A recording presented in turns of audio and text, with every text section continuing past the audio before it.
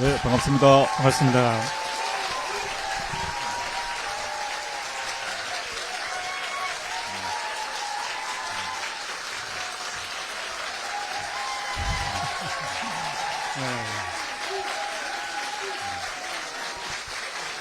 네, 감사합니다. 조국의 법고전 산책 부산 독자와의 만남. 지금부터 본격적으로 시작하겠습니다.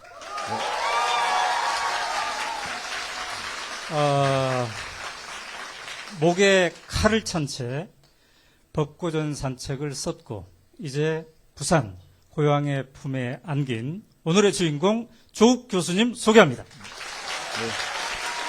네, 반갑습니다. 조국입니다.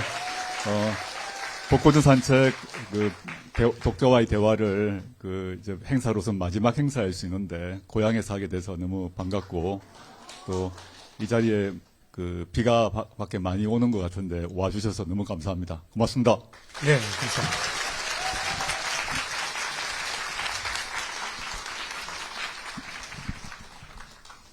네, 저희가 이제 2주 전에 서울에서, 이 북토크를 처음 했고요.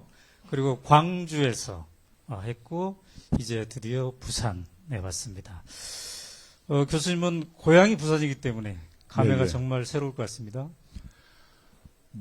여기 와 계신 분 다 아시겠습니다만, 대신동에 태어나서 범일동을 거쳐서 살았고, 대학 입학해서, 물론 산기간으로는 서울을 더 많이 살았는데, 여기 어머니, 동생 다 살고 있고요. 친인척들 이 근처에 살고 있기 때문에, 행사가 있다거나, 집안 행사가 있다거나, 명절 때 내려와 보고 있고, 항상 부산이란 곳이 저에게는 실제 언제나 마음의 고향이고, 실제 고향이기도 하고 해서, 좋은데, 오늘 여기 와봤더니 이 쿠무다 홀이라는 데가 너무 시설이 좋아가지고, 이렇게 좋은 시설이 있었구나 해서 깜짝 놀랐습니다. 감사합니다. 여기서 보니까 여러분들의 시선, 한 분 한 분의 시선이 바로 막 이렇게 다가와요. 여러분도 그렇습니까? 정말, 시설이 좋네요. 자, 오늘 이 자리에는 특별히 조국 교수님의 어머님도 와 계십니다. 오늘 자리를 해 주셔서, 감사하게 생각합니다. 자, 여러분, 대단한 분들이에요.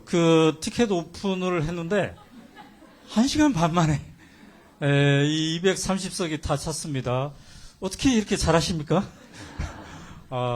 자, 그런데 제 생각에는 부산뿐만 아니라, 다른 지역에서도 오셨을 법한데, 부산, 경남, 울산, 이 가까운 지역, 여기 빼고 나는 그 외 지역에서 왔다 하면 손 들어보실래요? 바로 여러분들 때문에, 부산 분들이, 지금 막 발을 동동 구르고 뭐냐고 도대체 왜 이렇게 조그만 데 잡았냐고 저한테 항의가 빗발치고 있었는데 그래도 감사합니다. 얼마나 이 자리에 오시고 싶어 했으면. 가장 멀리에서 오신 분 어디서 오셨어요? 어디요? 거제? 거제는 저 헤엄쳐서 갈 수 있는 건데 가까운 데인데 거제는. 또 어디에서 오셨어요?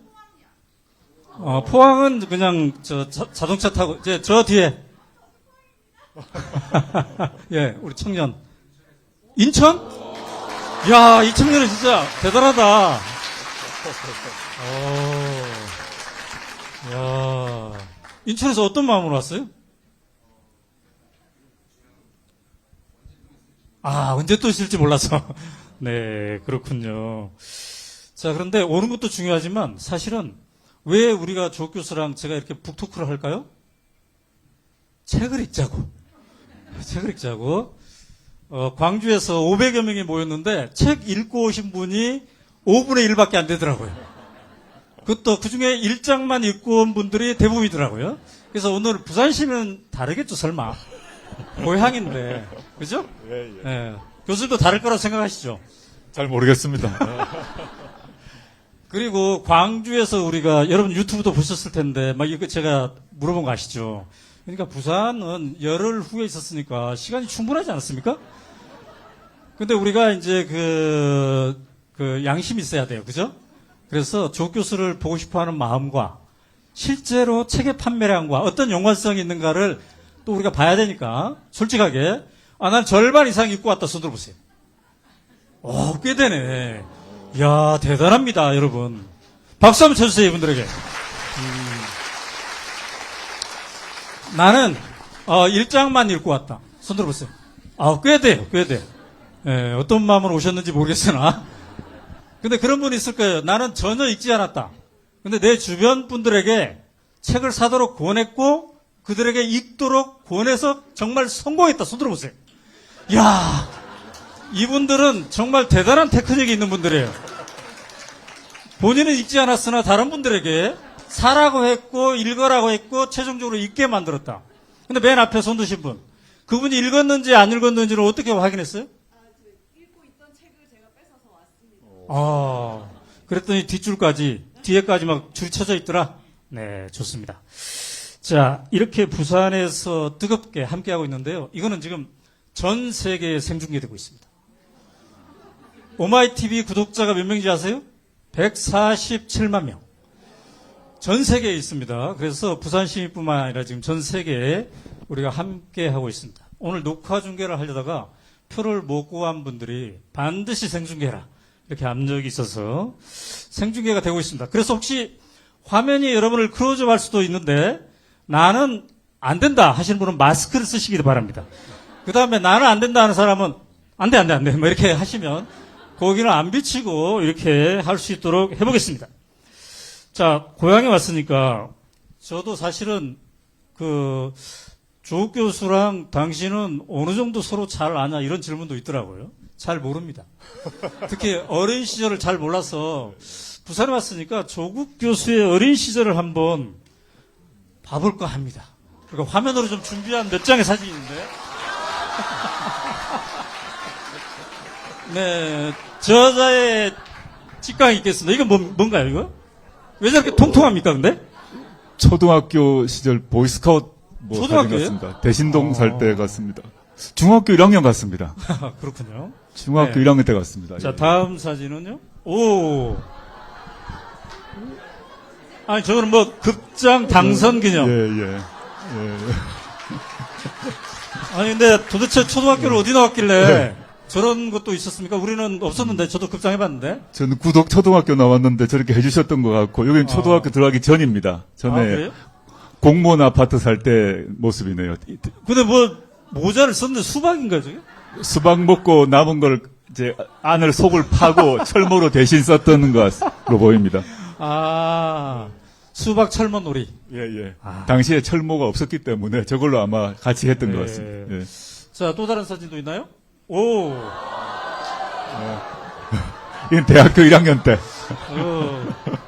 이거 대학교 1학년 때 같네요. 어딘가요, 이거? 해운대입니다. 해운대. 해운대. 수영도 좀 합니까? 조금 합니다. 예. 조금 합니까? 여러분, 부산 분들은 수영을 잘하지 않습니까? 그래요? 뭐, 해운대 해수욕장 맨날 이렇게 우리 다른 지역 사는 사람들은 TV에 보면 막 하고 있던데. 외지 사람들이에요? 우리 조 교수님의 수영 실력은 어느 정도예요? 뭐 수영장에서 왔다 갔다 하는 수준입니다. 예. 그렇구나. 네. 자, 근데 아까 수박 모자 쓰고 이런 거 보니까 좀 개구진 면도 있었던 것 같아요, 어린 시절에? 어머니 말씀에 따르면 어린 시절에는 좀 개구장이었던 것 같습니다. 예. 뭐 학교 들어가서는 뭐 범생처럼 이제 변한 것 같고요. 네. 학교 들어가서는, 그러니까 초등학교 1학년 들어가서요? 그런 것 같습니다.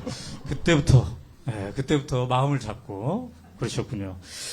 자, 그런데 어린 시절, 지금은 이제 교수님 그 후에 학자 얘기를 갔는데 중고등학교 시절에 좀 다른 길로 가볼까 이런 생각도 했을 법합니다만. 중고등학교 때 이제 제가 군사 독재 시절 권위주의 정권 시대를 살았지 않습니까? 네, 그때 저희 담임 선생님은 저보고 육사라 그랬습니다. 사실은 육사.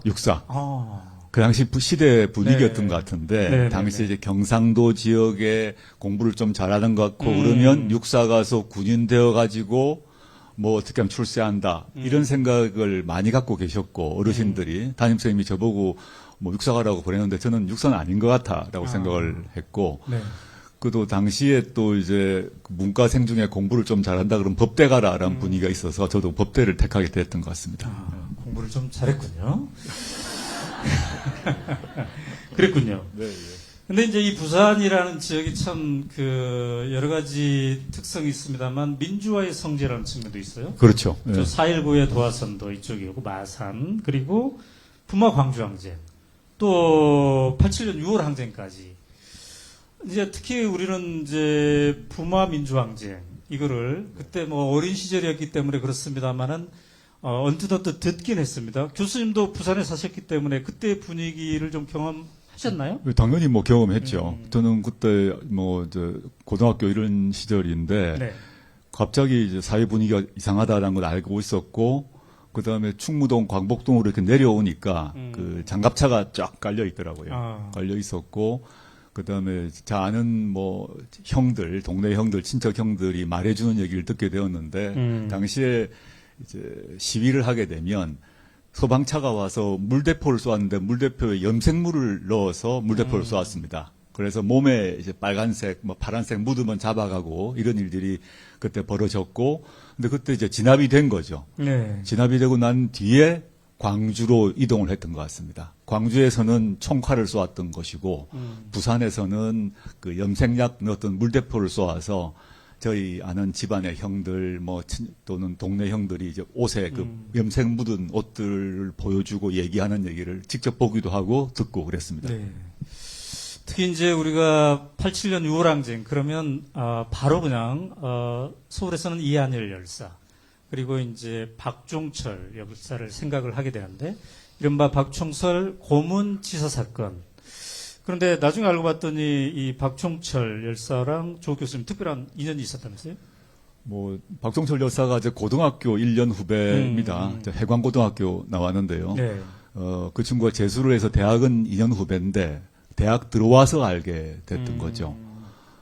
그런데 이제 어느 날 갑자기 이제 그런 일이 발생을 하고 저도 뭐 깜짝 놀라고 저희 뭐 고등학교, 대학교 선후배들 모두 이제 분노에 떠는 상황이 됐던 것입니다. 네. 어떻게 죽었는지를 알게 됐기 때문에 그때부터 이제 뭐 고교, 대학 모든 사람들이 이걸 어떻게 해야 되나라고 이제 분노에 치를 떨다가 일들이 벌어지기 시작했고 저는 아직도 기억나는데 이제 종철이네 집에 가서 문상하고 그런 과정을 겪으면서 제가 지금까지 이런 쪽 그 사회 참여 쪽으로 발을 들이게 된 중요한 계기가 종철이의 죽음이 아닌가 생각하고 있습니다. 네.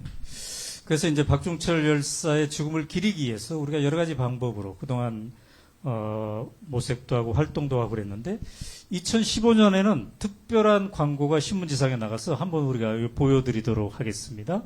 네. 2015년 6월 29일 경향신문에 실린 광고였네요. 우리의 헌법은 이 욕조에서 태어났습니다. 혹시 이때 신문 게재될 때 보셨나요? 당연히 봤고요. 관여도 하셨나요? 네, 저도 뭐 돈을 냈죠. 네. 그렇군요. 네. 이 책 법고전 읽기를 이제 읽다 보면은 중요한 대목은 막 메모를 하고 쪽수를 기록하지 않습니까? 저는 이 책 읽는 버릇이 맨 뒤에다가 이렇게 막 쪽수를 기록하는 건데 154쪽에 한국 현대 사회에서 헌법이야말로 최고 수준의 사회 계약이다. 이런 표현이 있더라고요. 예, 예. 근데 이 헌법이, 우리의 헌법은 이 욕조에서 태어났습니다. 그러니까 이 욕조에서 우리가 최고의 사회 계약을 만들어 봤다는 건데, 이 광고의 의미를 좀 덧붙인다면요? 그러니까 헌법이라는 거는 가장 높은 수준의 사회계약이라고 생각합니다. 계약이란 게 뭐냐 하면 당사자가 있겠죠. 즉 국민들입니다. 우리가 계약을 했는데 네. 이 욕조에서 박종철이 죽으면서 그 죽게 만드는 그런 세상은 더 이상 용납하지 않겠다는 사회계약이 이루어졌고 그 다음에 1987년 항쟁이 벌어지고 그리고 우리가 지금 살고 있는 1987년 헌법체제가 만들어진 것이죠. 네. 헌법체제 안에서 이런 신체의 자유, 고문금지 등등에 대한 계약이 만들어진 것입니다. 약속을 한 것이고 그 약속을 어기는 것을 우리는 이제 참지 못합니다.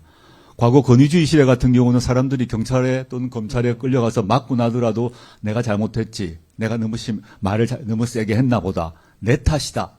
이런 식 흐름이 있었습니다. 말해봤자 소용이 없으니까요.